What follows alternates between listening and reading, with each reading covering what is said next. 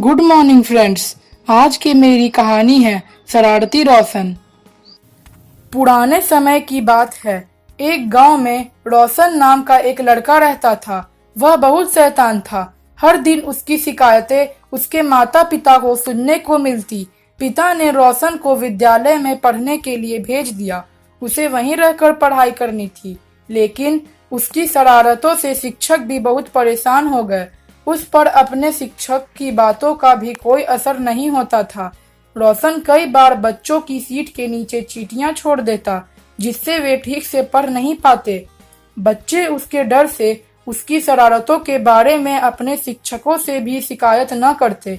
एक दिन तंग आकर प्रधानाध्यापक जी ने उसे विद्यालय से निकाल दिया। उस गांव में जंगल बहुत अधिक थे। चारों ओर पेड़ पौधों की भरमार थी। कोई काम ना होने की वजह से रोशन जंगल में जाकर पेड़ पौधों का ध्यान रखने लगा और उन्हें पानी देकर सींचने लगा। घर में उससे बिल्कुल भी मन नहीं लगता था। उसकी चिंता में माँ हमेशा परेशान रहती। रोशन के गांव में एक बूढ़े बाबा भीख मांगने आते थे। वह उन्हें भी बहुत तंग करता। कभी उनका थैला छीनकर उसमें रखी रोटी निकालकर जानवरों को खिला देता, तो कभी बूढ़े बाबा पर पानी डाल देता। लेकिन वह उसके गांव में जरूर आते। लोग उससे पूछते भी कि इतना परेशान होने के बाद भी वह इस गांव में भीख मांगने क्यों आते हैं।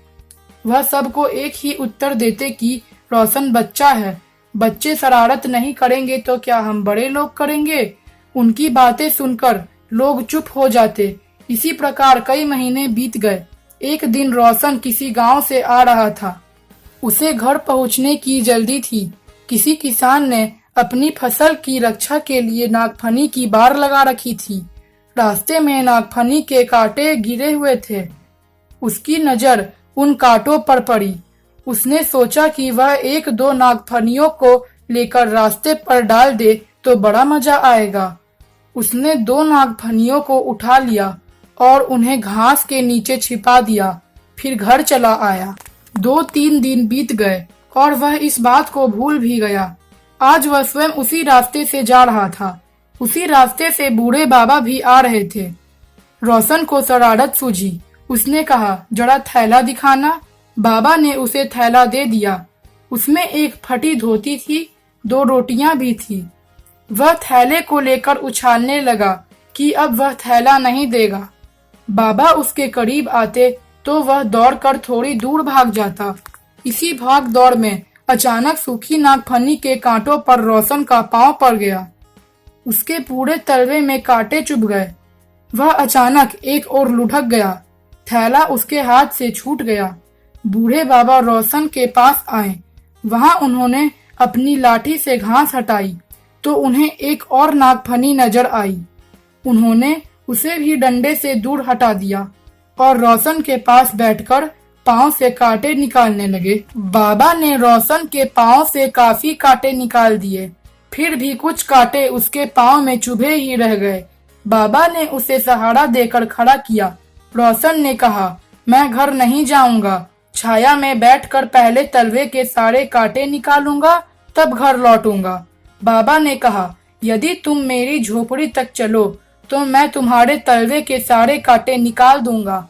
ऐसा लेप लगा दूंगा कि तुम्हारा पांव जल्दी ठीक हो जाएगा। रोशन तैयार हो गया। बाबा उसे अपने कंधे का सहारा देकर झोपड़ी तक ले आए। फर्श पर एक फटी पुरानी दरी और कंबल का टुकड़ा बिछा हुआ था। उसी पर उन्होंने रोशन को लिटाया। पानी गर्म कर उसका पांव धोया। फिर कांटे निकालकर पैर पर जड़ी बूटी का लेप कर दिया।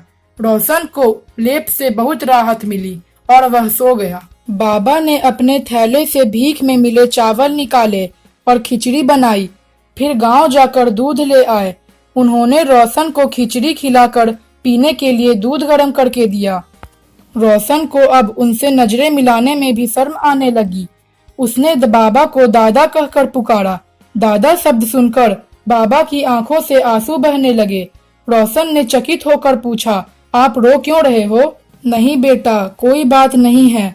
मैं 30 वर्षों से यहाँ अकेला पड़ा हूँ। तुमने मुझे दादा कहा तो मेरा दिल भर आया।